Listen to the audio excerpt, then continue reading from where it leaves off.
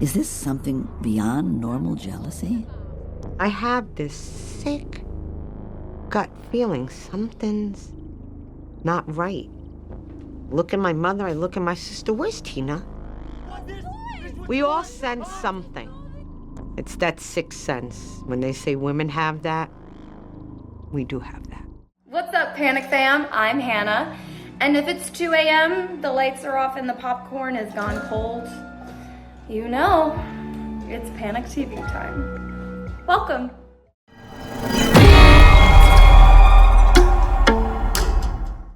If you survived this, and this, congratulations, all right? Congratulations, but your luck runs out here.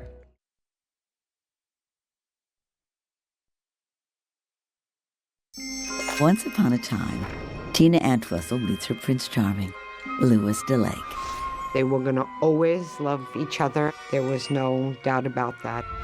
Coming down that aisle with that smile on her face, and she was really happy. But this fairy tale becomes a nightmare in an instant. I have this sick gut feeling something's not right. It was a fast and extremely violent attack. This cannot be happening. It was unreal. For this couple, the honeymoon is over.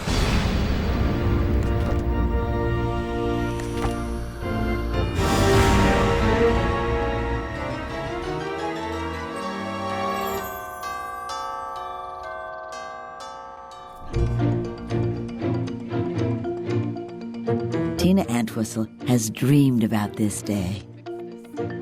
It's her day, finally.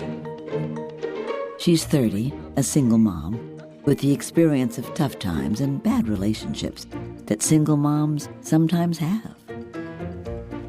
When you're a single mother, your life is so hard. It's so easy to have a rescue fantasy, the thought that some Prince Charming is going to come in and make everything just a little better. Tina has found her Prince Charming, and today they'll marry. It's cool outside in Port Jervis, New York, but inside, the church is full of warmth as the bride drifts along to meet her groom. To see her coming down that aisle with that smile on her face, I knew she was really happy. Welcome, family, friends, and loved ones. She cried the whole entire time. Even when they were at the altar and they were saying their vows, she was crying. You know, she was just happy. I do. Tina's fallen for the boy next door, literally. She's marrying her handsome neighbor, Louis 𝙭. Tina's relationship with Louis was built on love. She believed, like fairy tales, that this man's gonna come and whisk her away. And I guess that's what her fairy tale was about, finding happiness. You may kiss the bride. But just a few hours later, at Tina's house, things take a very dark turn. That night, about maybe 1, 2 o'clock in the morning, I hear a bunch of screaming and yelling. I looked out and I seen all kinds of people. I mean, there was a lot of people out on the street. A 911 call comes in at 1:01 a.m. I said, we need somebody at 10.5 First Street. I said, I'm not really sure what happened. In the chaos, nobody's sure of anything. Soon, the little white house on the quiet dead-end street is awash in blue and red. We had to secure the crime scene, and we had to get family members to leave so that we could secure it. EMS was tending to a male subject who was laying on a stretcher in front of the residence. It's crazy, but it's the groom, Louis 𝙭. He's wounded, but alive. Things get even worse inside. A trail of blood leads to an upstairs bedroom, where a woman lies. She was covered with blood, and she was wearing her wedding dress. It's impossible to think, but it's Tina, barely alive. It's a small, tight-knit community, and you tend to get to know many of the residents by first name. I had personally known Tina and her family for several years. It was shocking to see her laying there with her wedding dress. How could a wedding party turn into a violent crime scene? Ironically, Tina had moved to Port Jervis from her hometown of Passaic, New Jersey, to escape a violent past. My dad wasn't a typical dad. He was abusive mentally, emotionally, physically. So we clung together to get through that, me and my 4 siblings. Tina was able to find calm in the storm of her hostile environment through the love of her siblings. They all were in this together, but they stuck together, they supported each other, and they consoled each other. She carves out a new home in the rural New York town. And eventually, because we're a close-knit family, we followed one by one. Before you know it, we all were up here. Surrounded by her 4 siblings, her mother, and new friends, she finds a job, a cozy home. She falls in love a few times and has 3 kids. But the relationships never work out.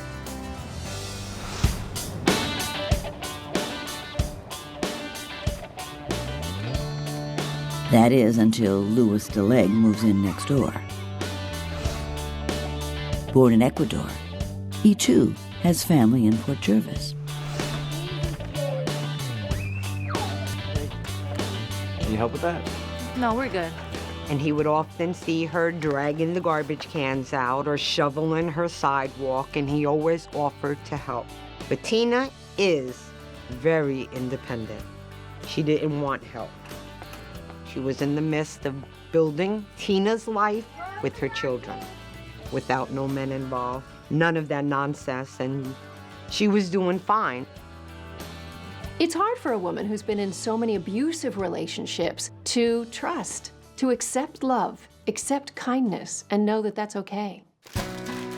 Still, she notices how sweet Louis is with her kids. He doesn't have any of his own and loves spending time with them. What are you doing over there? Nothing. They take trips to the zoo, to ball games, to the beach. What's the whole commotion out here? Checking somebody out? No. Like Tina, Louis is all about family. Looking at this little cutie up there, I guess. She kind of said, wow, you don't find a lot of men who want to be bothered with somebody else's children. Yes. I think that's what made Louis grow on Tina.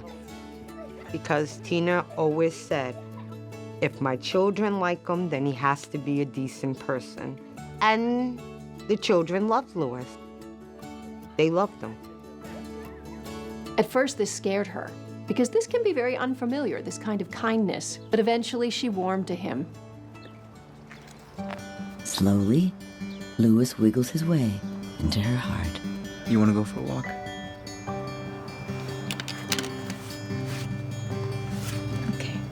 Thank you.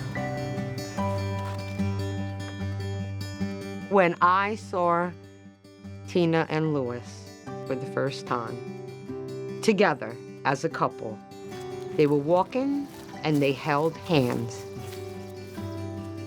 You can see it in their eyes. They were always affectionate towards each other. But before she even slips out of her wedding gown, the happiest day becomes the worst. Her brother Frank is stunned when he hears someone stab Tina. Then things get blurry. Everything goes into a haze after that. He sees his sister, bloodied on the floor, and then a shocking sight. Lewis's brother Angel holding a knife. He attacks. Angel flees with Frank on his heels. Frank was running up and down the street. I mean, he was screaming. He was very, very upset, and he was trying to chase somebody. I don't remember who he was chasing because there were so many people. They disappear into the darkness. No one knows what's going on, and everyone's panicked. Then, suddenly, a body falls from a second-floor window. It's the groom, Lewis. He's unconscious and covered in blood. It's not long after that the cops arrive. Has Angel stabbed both the bride and the groom? At this point, it was complete confusion. It was complete chaos. It's a crazed whirlwind outside. But inside, a quiet tragedy is unfolding. When the fireman, the EMS worker, came in and said to me I had to leave, that's when I grabbed her hand. Tina never liked to be alone. How do you get up and walk away? That's somebody I loved all my life. I grew up with her. Taught her to tie her shoes, her ABCs, colors, stars, moons, cartwheels, you know, jump rope. How do I walk away from her? Only 10 hours after the wedding, the bride struggles for life, and the groom is rushed to the hospital. Everyone else is numb. How can this be happening on a wedding night? To see Tina put that wedding dress on in the morning and look so pretty and so happy. For what?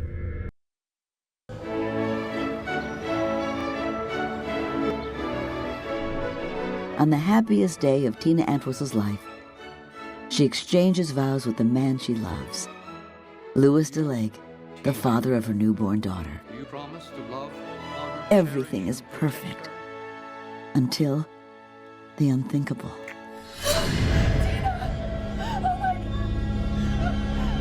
I see she's got a gash in her head.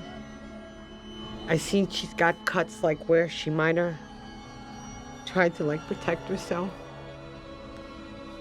Now I see blood all over the room. Oh my God! She's scared. She's confused. She don't know what's going on. She keeps looking at the crib. Her 3-month-old is curled up, sleeping there, just out of reach. I see that she's worried about her kids because she keeps pushing that one leg to get to that crib. So finally I said to her, Tina, don't worry, I'll take care of your kids. You don't have nothing to worry about.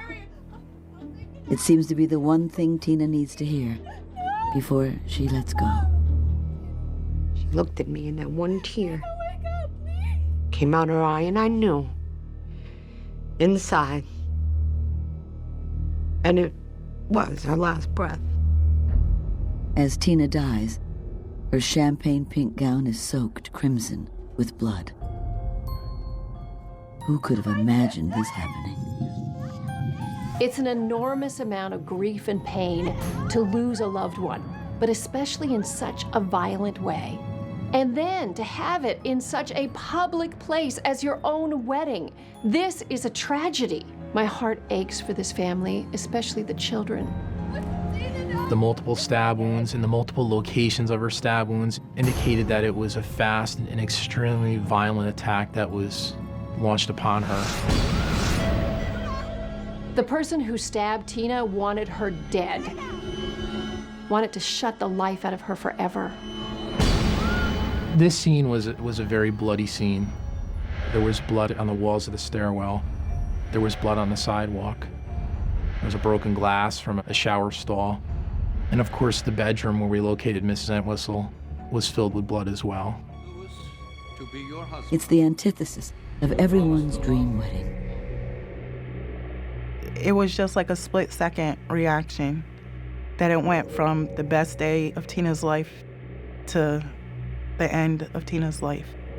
I just kept saying to myself, this cannot be happening. It was unreal. What is real is the warm romance Tina and Louis share as soon as they start dating. It made you want to run out and find a relationship because you wanted to feel what Louis and Tina felt at that time. So it was special. Being part of a blended family is always a challenge, especially when you're talking about disciplining and parenting somebody else's kids. But Louis did it easily. He just found this way of sliding into the family, becoming part of the family overnight. They never forget the kids and the extended family are their priority.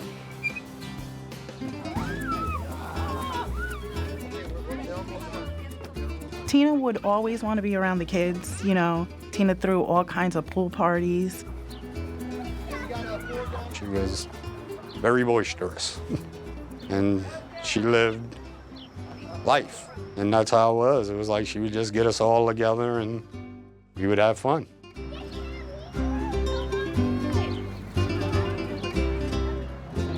Tina's idea of family goes way beyond bloodlines. She'd give you the shirt off her back. You know, she fed the neighborhood. Every night was dinner at Tina's house, whether it was on the grill or in the oven. Tina always made sure of that. On Valentine's Day 1997, after dating 2 years, Louis pops the question. Tina, will you marry me? Of course. Louis did everything to assure Tina that he was safe, that he would protect her, she could trust him. He was finally the good guy for Tina. They soon learn they're pregnant. They were ecstatic. Louis didn't have any children, so this was going to be his first. Tina already had children, but because this child was made from love, because there was love there, she was ecstatic.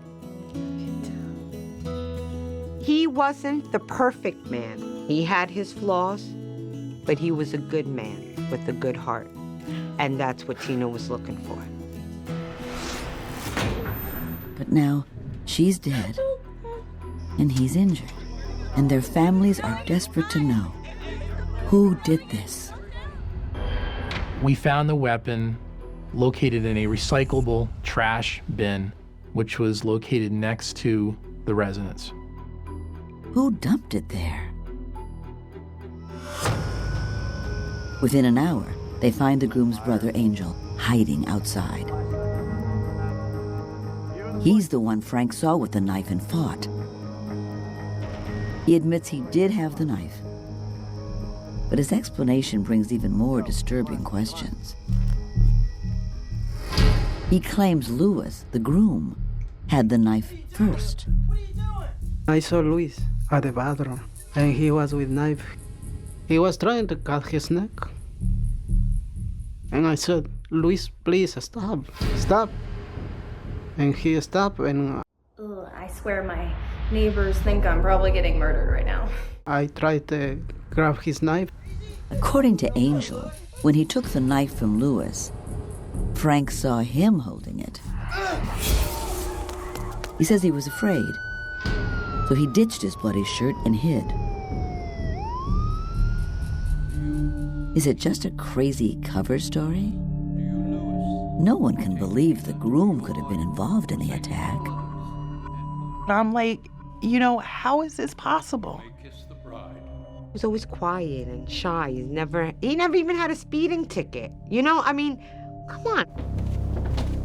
Still, even in the best relationships, the closest friends and relatives might not know the whole truth. You know, I don't know what happened behind closed doors. Nobody knows what happens behind closed doors.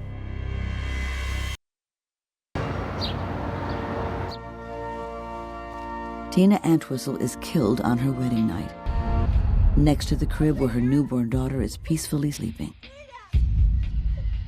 This was supposed to be a happy moment for a newlywed couple who also had a very, a young child together, a 3-month-old baby. All of Tina's kids are in the house, close to her as always. Nice and quiet in here, okay?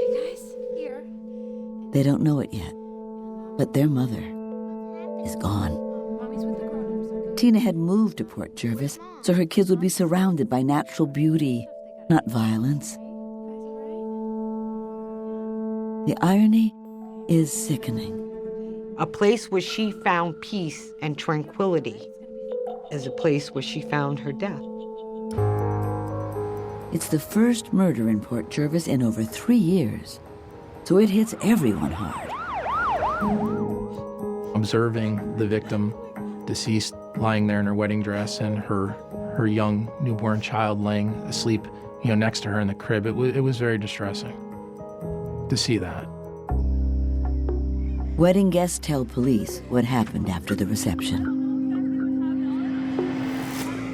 Because I guess Tina was that happy, she didn't want the day to end.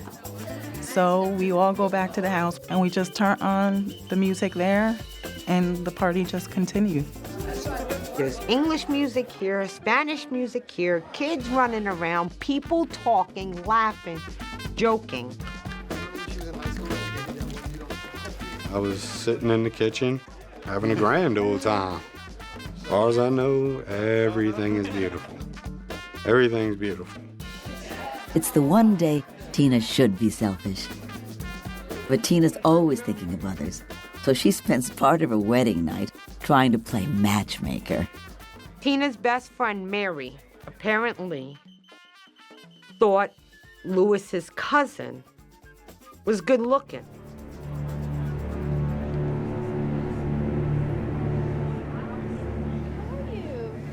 Good? Yeah. She playfully chats up the cousin, trying to set him up with Mary. But Lewis gets jealous.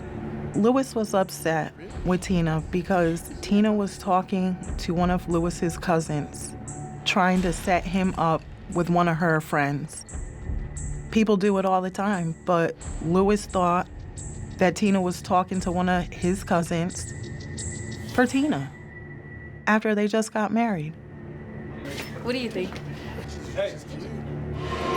What's going on? What do you mean?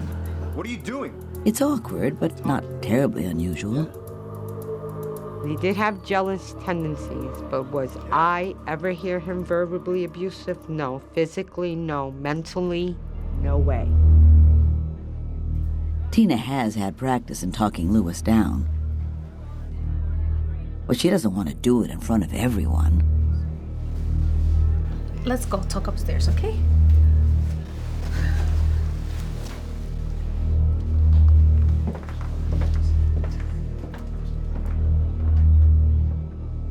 I saw Tina go into the bedroom with Lewis, and she didn't look happy anymore.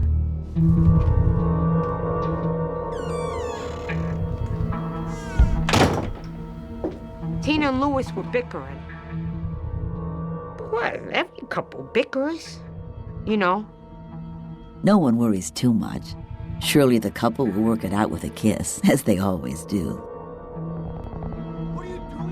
It's absolutely normal for couples to argue. In fact, it's abnormal for them not to argue.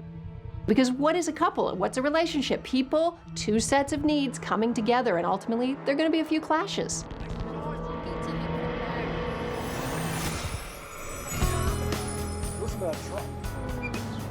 they were gonna always love each other, and it was always gonna be forever. There was no doubt about that. And everybody who saw them or knew them knew Tina and Lewis was meant to be always and forever.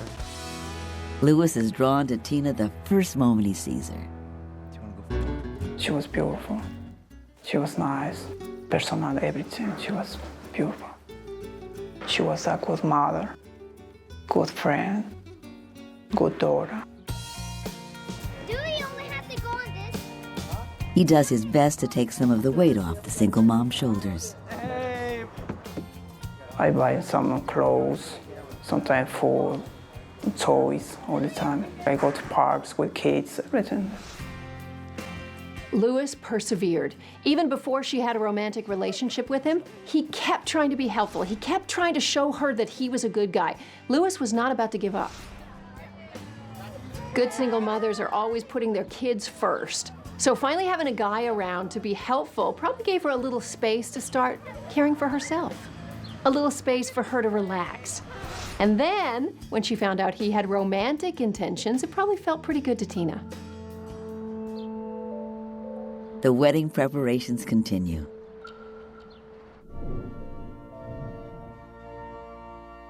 Tina doesn't want to walk down the aisle wearing white. She's had kids and treasures tradition. It's a mark of her sweet, old-fashioned humility. So she decided champagne pink, because it's a mixture between pink and a mixture between gold. The sisters go searching for the perfect dress.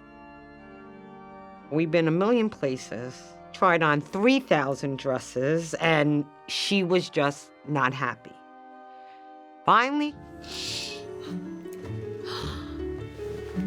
Oh my gosh. she was like, this is the dress.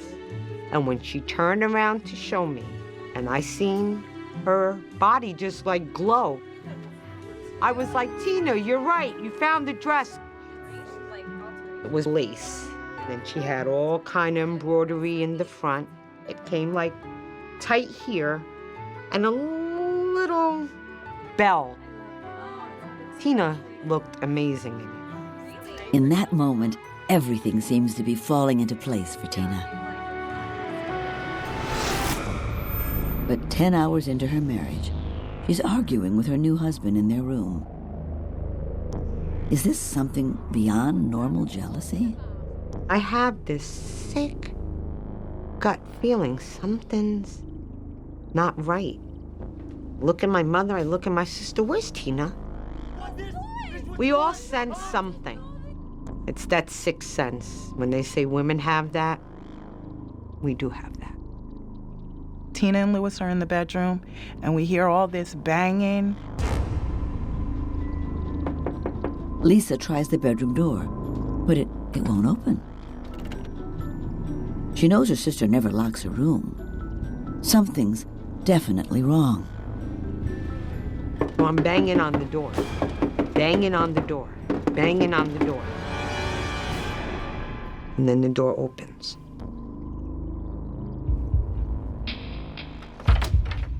She's the first one inside. As Louis's brother Angel has claimed, the groom has the knife. I see him standing in the doorway of the bathroom. I see the blood on his white shirt, and I see the knife in his hand. Oh my God, what happened? Lisa and Belly Lynn try their best to save Tina.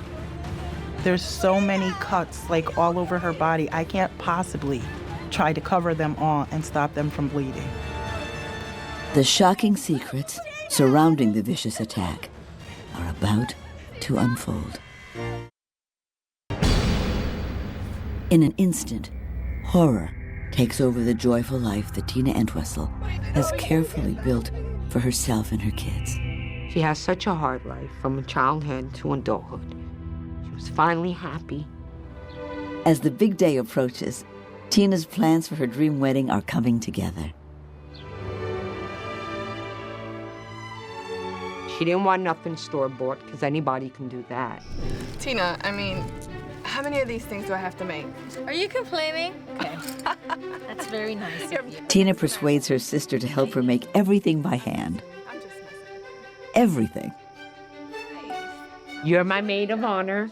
You will sit here with me, Lisa, and you will help me do this. And I'm like, oh, God. But we did. Many bottles of wine, laughing, joking, talking about the wedding. She was literally, with her hands, fashioning a new life for herself. And she was doing it with the other women in her life who supported her, the women who are helping her make this a perfect wedding day. But her sister starts to get the feeling that despite what everyone sees as a perfect relationship on the surface, something just seems off. I said, are you sure you want to do this? You know, you can back out of this at any time that you want. You're not obligated to marry that man. But she didn't back out. Whatever's gonna be is gonna be, she would say. Her friend Billie Lynn has always had her doubts. It's a bad thing to say that Tina was a really good friend of mine, but when it came to this guy, it just wasn't my cup of tea, I guess. Louis always struck me as like he was just trying to hide something or gain something. Tina, it's not too late to change your mind. No, you shouldn't be ashamed if you do. I asked Tina if she knew what she was getting into, and she said yes. No, it's gonna be okay. I'll be fine.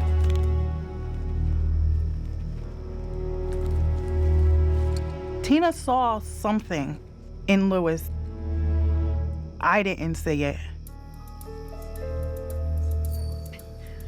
Can you believe that? And they have noticed, although Louis has never been violent, he has shown a jealous side. We're sitting on the porch, and some guys are walking up the street, and you hear voices. The natural thing to do is to look. Not that you're looking at the men or the boys or whatever, but you hear voices, you look. She'd look, and he'd be like, oh, what are you looking over there for? You looking at the men? You like those guys? What are you talking about? No. Usually, everyone laughs these moments off. But now, there's some doubt. Was Louis's jealousy an ominous red flag? One of the most dangerous places for a woman to be is in the arms of a jealous man. And I know young girls sort of laugh this off, oh, he's just jealous. No, but they don't understand the psychological forces beneath this. This person could have a passionate attachment disorder and try to completely control her and do anything to keep her near, and always worry that somebody or something could take her away. And this could be really dangerous. But Tina believes it'll all be okay. Especially when she gives birth to Jessica on January 11th, 1998, delighted to be a mommy again. The couple sets March 28th as their wedding date. Tina's dream for her wedding was to have her family present, to make it short, sweet, and simple. And that's what Tina got.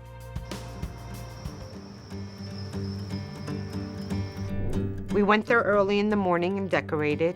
Just a table, cake, streamers. We put tablecloth, the centerpieces that she made us work so hard for, But it was beautiful because you walked in and you can feel that everything was made out of love, and that's what it was. Think of the meaning of this. How much energy she put into creating this beautiful wedding. It was something she gave herself, but it was really a symbol of how much she loved Louis.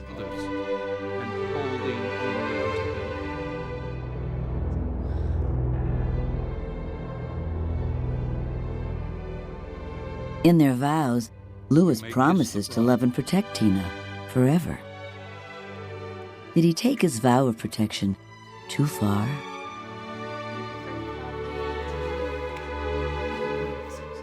Thank you for coming.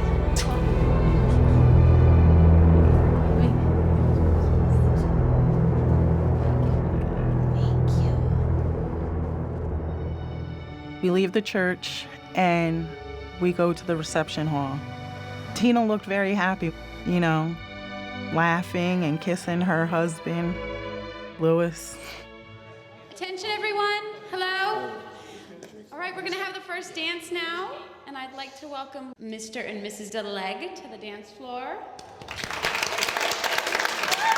Come around. Surrounded by family and friends, Louis guides Tina in their first dance as husband and wife.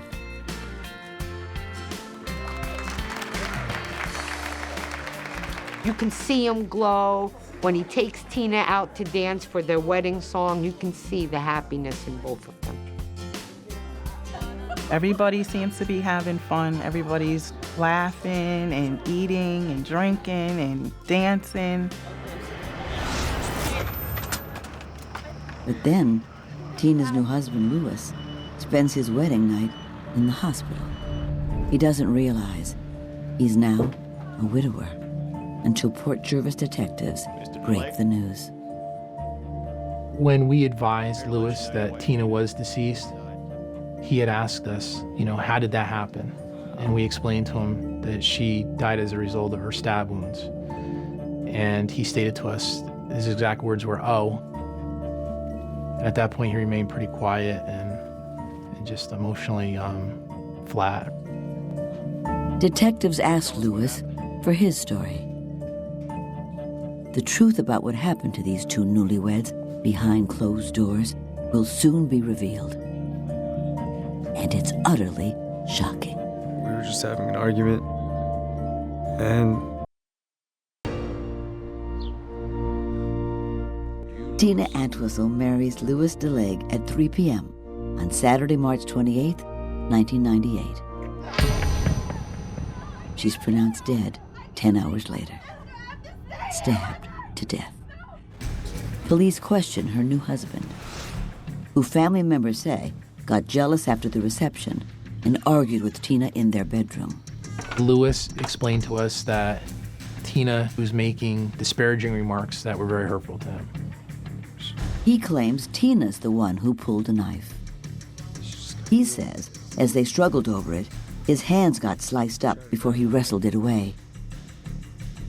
He complains that Tina hurt his feelings with her cruel words, and he has no feelings for her now.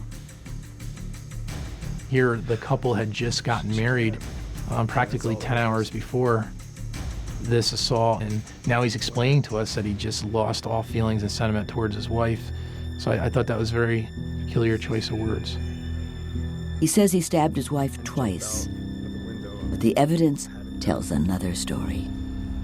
Tina was stabbed multiple times. She had injuries consisting of stab wounds to the top of her left breast and underneath her left breast. She had a stab wound to her eye. She had lacerations on her face. She also had a stab wound on her lower abdomen and a stab wound on her back by her shoulder area. My sister suffered. She had many wounds. She suffered. We placed Louis under arrest for second-degree murder at the hospital. He was then guarded by police authorities. Finally, he spills it all. This argument was different. It wasn't about how are we going to raise the kids, how much money should we put as a down payment on a house. This argument was fueled by jealousy, and it became angry very quickly. What are you doing? What are you talking about? I saw everything. My cousin. It spirals out of control. Somewhere along the line, she took her ring off and she must have threw it at him. I'm not taking it. Oh, you're gonna take it. You need to get out of my house. Take your ring and get out of my house. And told him, and I believe this, to get out her house. Take him and his family and get out her house. And I think maybe that pushed him over the edge. You got to remember, Tina was a very strong woman. I mean, she'd been through some harsh relationships, but she was a fighter. So when he got into conflict with her, she did her usual, put her back up, and basically said, hey, I don't need you. And she took that ring off and she threw it on the ground. This could be what set him off. If you could slap one character for their dumb decisions, who would it be? Huh? Go on. Vent in the comments. I can't wait to read. Pick up that ring! You get out of my house! Just take me! Take this! I do believe he hit her, and I do believe she got up and hit him back. Louis knows Tina keeps a knife in the dresser. He opened the knife, and then he menaced Tina with the knife by pointing it at her, making statements like, do you want a piece of this? Do you want this? Tina pleads with Louis not to do anything stupid. For the sake of the children, including his baby girl asleep in the crib just feet away. But he strikes. Over and over and over. Tina does her best to fight back, but she loses. How could he do this?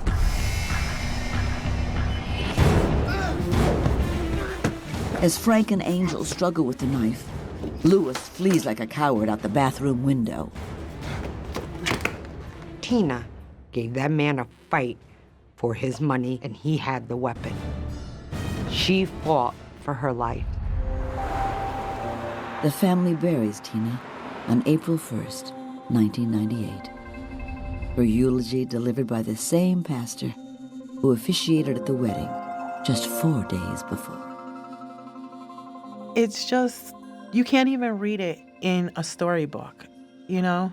It was just the same people that you saw at the wedding laughing and picking on each other and making fun of everybody. You see the same people 3 or 4 days later, and they can't stop crying. When it first happened, I couldn't get up. I'd get up and I'd take a breath and I would feel like I didn't have that right. That I shouldn't be taking that breath because she couldn't take one.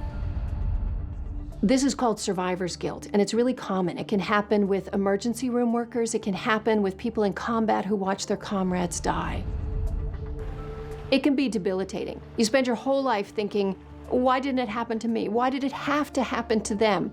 You start to feel guilty for living. Be honest. Did you watch the last scene through your fingers? Comment yes or no. And the kids. Her children. What do you tell them at 10, 5, and 3, 2 months old? What do you tell them? Her own daughter doesn't know anything about Tina. My son, he'll never get to see Tina. Louis pleads guilty to second-degree murder and is sentenced to 20 years to life. He's currently serving his sentence at 𝐇𝐚𝐩𝐸 Correctional Facility in Ossining, New York. He still insists he never wanted to hurt Tina. It's hard for me to understand. I'm not remember that everything what happened. I wasn't trying to kill somebody. I feel bad because I lost my heart. Tina's family still isn't buying it. They're happy he has to live with what he did forever. I'm glad they took him to the hospital. I'm glad they saved his life. And I'm glad he's in prison because he's getting what he deserves. Any man who puts their hands on a woman is a coward. Any man that uses a weapon against a woman is a worse of a coward. I still have that rage, that anger, that insulting, just feeling that you did that while I was there. I don't get how you are such a quiet person, and then in 10 hours or 11 hours, you become a murderer. How does that happen? Even now, after all these years, it still doesn't make sense. I heard till death do us part, but I thought that was God's choice, not the choice of man.